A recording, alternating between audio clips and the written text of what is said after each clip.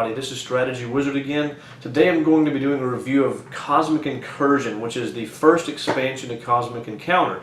If you watched my review, you know that Cosmic Encounter is my favorite game I've ever played. And this expansion adds something very important to the game that, honestly, I'm trying to remember, I'm not 100% sure if I've ever played without this expansion, but maybe once or twice. This I've included pretty much in every game I've ever played. So, that being said, let's go ahead and go to the table. I'll show you what all comes in it and why this is so important to me and why it's so integral to Cosmic Encounter in my opinion. Okay, here's some of what you get in the Cosmic Incursion expansion to Cosmic Encounter. You get a new player color, which are the orange ships, orange planets, and the scoring token. You're also going to get a new rewards deck, and this is very important. I'm going to talk about this in a second, but you also get the 20 new alien powers, which is really important. It's always nice to have more powers in this game. You're going to have the flare cards to go with those aliens. You're going to have some more tokens that you'll use in different ways, just depending on what alien you might be using. And that's really the main thing, but here's what's important. This is what you need to understand as to what makes this expansion so powerful. This right here, this deck, it's a whole new stack of cards to get. You'll notice the back of this is different than what the original cards looked like, and that's important because now whenever you get these cards, people know that you have them. Now that can be an intimidating thing because there's a lot of powerful cards here. How do you get them? Well, if you help somebody in the defense and they win, you get as many, you now have the opportunity to draw from this deck and draw as many cards as you sent to help. So it motivates you to send a lot of ships to help someone defend so you can get a lot of cards out of this deck. And let me tell you, is it worth it? Yes, it is. Now, you get a variety of different cards. There's kicker cards. Kickers basically multiply the effect of whatever cards you played. And really what matters is if you're the attacker, or let me rephrase that. If you play an attack card and your opponent plays an attack card, you'll multiply your combat value times this number. In this case, this one's horrendously bad. So, but the thing is, it's the only one that's this bad. Every other one is good, and no one knows if you're playing something really powerful or not. Because what'll happen is, while everyone's deciding what encounter card they're going to play, you're going to throw this down and say, "I'm playing a kicker." So as soon as you do that, people are afraid. Even though they might know there's a 0 in there, are they going to call your bluff because there's a ×2, there's a ×3, and those are super powerful. So whenever you secretly play that, then they might be like, "Oh, I'll just play something wimpy." And then you reveal, "Oh, by the way, this is a 0, so you could have beat me anyway." But they don't know that. So even though there's a bad one in the, I'm going to show you, there's a ×3 way over here. See, they're afraid you're going to play something like this. Suddenly, you play a 10, it becomes a 30, or you play a 40, and it becomes a 120. So the fear of kicker cards is very much alive. Not only, and if you play a negotiate card, it will make it to where you get that much more compensation. In this case, again, it would not help you. But in this case, you get 3 times the compensation. So if you're going to get 3 cards from your opponent because they attacked and you played to negotiate, if let's say you sent 3 ships and they killed 3 ships, now you're going to get, instead of 3 cards, you're going to get 9 cards out of their hand if they have that many. So kickers are very, very scary, and it makes it to where if you negotiate, if both players play negotiate, your opponent will lose that many times more ships to the warp if there's a failed deal. Very intimidating. Then you have some more artifact cards, card zaps, more of those. There's a space junk card. Take the top discard, play this card at any time. Choose any player, even yourself. That player takes the top card of the discard pile and adds it to his or her hand. So that's really powerful because you can make someone take a bad card, or you can help yourself get something really awesome.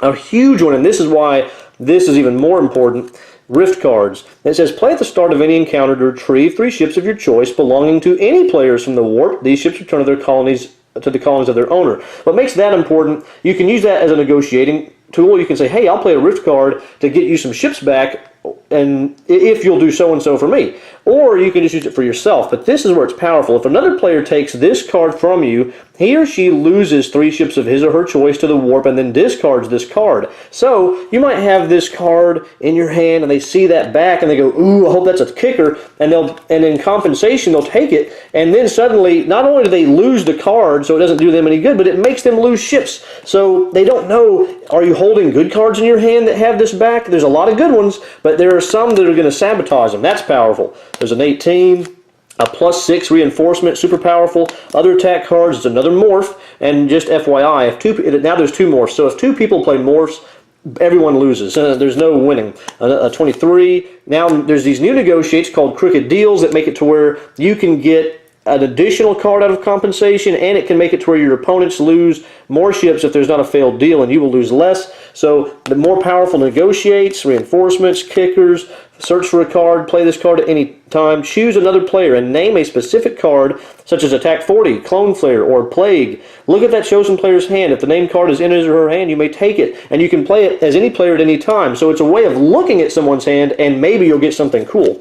So more Rift cards, reinforcements. There's actually negative attack cards here, which are great for a few things. Again, people might steal it and think it's something good and they'll get junk. Or you could also use it in the case if you're certain aliens that benefit from having low values. And you can also bluff with this, which I've seen people win with the negatives because they bluff really well. And what do you know? Oh, draw hand zap. Play it at the start of any encounter and choose a player, even yourself. That player discards his or her entire hand and draws a new hand of 8 cards. No cards may be played in response to this card except for cards that cancel its effect. So wow, you can make someone's hand go away or get rid of your own hand if you have a bunch of bad cards. Another Cosmic Zap, negatives, rifts, more attack cards, and reinforcements, and whatnot. So here, you've got a ton of great cards. There's a lot of high attack cards. The Rift cards are great for, good for you and if someone tries to steal them. Powerful artifact cards that you can't get any other way. The kickers are scary and dangerous. So this deck adds a whole new level to the way the mechanics of the game work. Not only in motivating people to want to be on the defense, but it also makes people want to negotiate in hopes of getting good cards from you, although they might get sabotaged and get Rift cards instead. So that's huge. Got to have it. I use that in every game of Cosmic Encounter I play. Now that being said, we can't ignore the aliens. I'm not going to show all of them, but I'm going to show you some of them that I think are pretty significant. And I'm probably even leaving out some, but gosh, there's so many aliens, it's just that in my pile. But these I really like Gorilla. You have the power of attrition.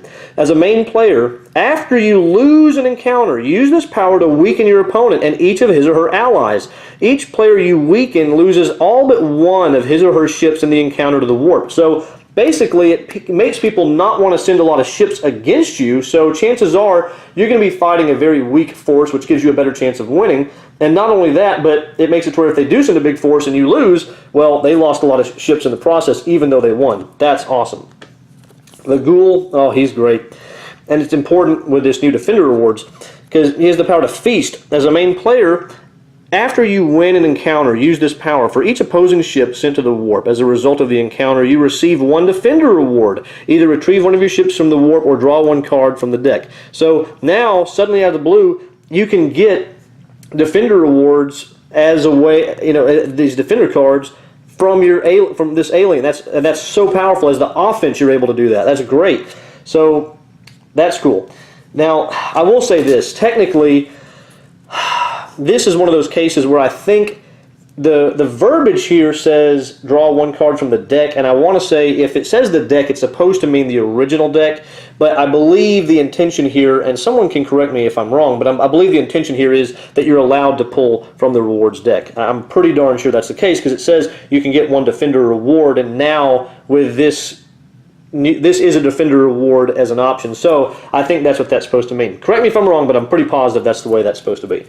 Fungus, basically, not reading all this text, but the fungus makes it to where if you start winning, you start stacking other people's ships under yours, and you get these powerful stacks. You're taking their ships away and making your ships more powerful in a massive stack of ships, and that can be intimidating.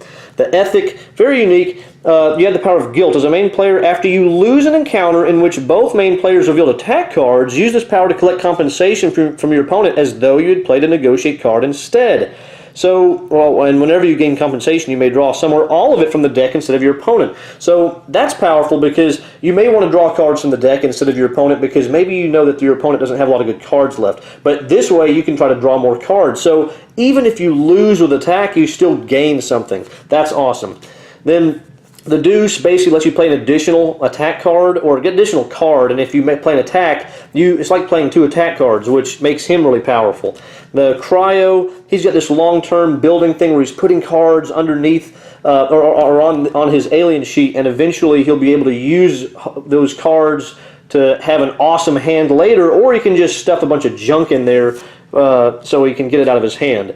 Chronos, now this is interesting, the power to time travel. As a main player, after encounter cards are revealed, you may use this power to call out time travel. You then return your revealed encounter card to your hand while your opponent sets his or her revealed encounter card aside. If your opponent has no more encounter cards in hand, and shows you so, he or she instead returns the revealed encounter card to his or her hand. All other cards played since the start of the planning phase are returned to their owner's hand. The encounter is then played from the start of the planning phase. You both can use any cards in your hands, and this time the outcome is final. When the encounter is over, your opponent takes back the card that was set aside. So basically, theoretically, if they play the attack 40, you can say, oh, no, we're going to time travel. Assuming that's not the only encounter card they have, they'll set it aside, they can't play it. Now, they have to use something else in their hand, and it reverses everything else, so you can save yourself from a defeat, and that's just cool.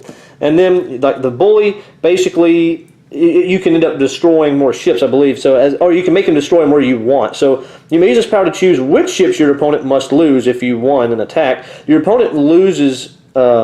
But you both have to have played an attack card, but still, that's still powerful. Your opponent loses the same number of ships he or she had in the encounter, but you take them from anywhere. So you can make them lose their own colonies or foreign colonies by starting to take their ships from wherever you want. That's awesome. So there's all these cool new alien powers. There's this new awesome rewards deck that adds so much to the game. You can have more players playing. It's just great. It's an awesome expansion. I mean, it's just very, very much cool stuff. But obviously I like it, but let me go ahead and go back up and I will tell you exactly what I think.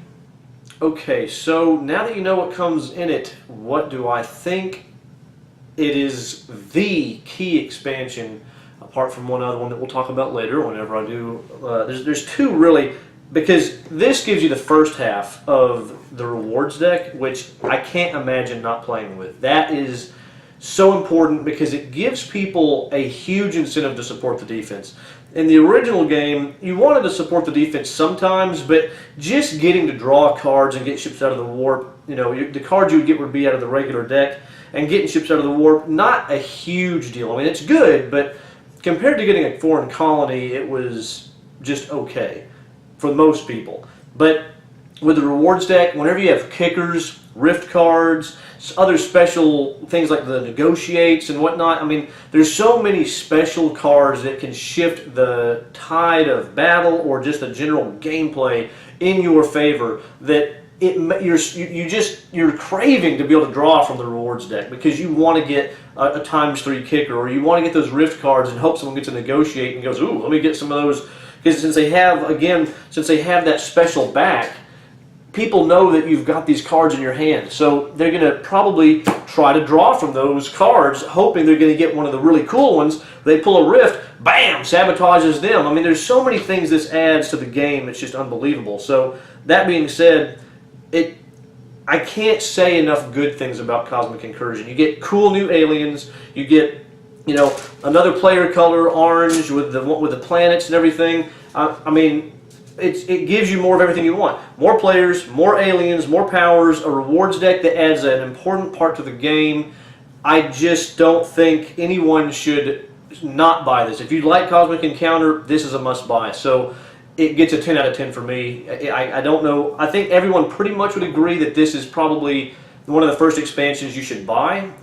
Cosmic Dominion is the other one that's really important because it adds the second half of the rewards deck. Some people might consider that also a key one to buy, but either way, 10 out of 10. You gotta buy it. You like Cosmic Encounter, get it. Just get it now. That being said, thanks for watching the video. I appreciate it, and I hope to see you on the next one. I'll cover all of the expansions and tell you what I think. And if you want to see any more about Cosmic Encounter, any more aliens or anything like that, let me know in the comments. And until then, I will see you then. Thanks for watching. See you on the next one. Bye.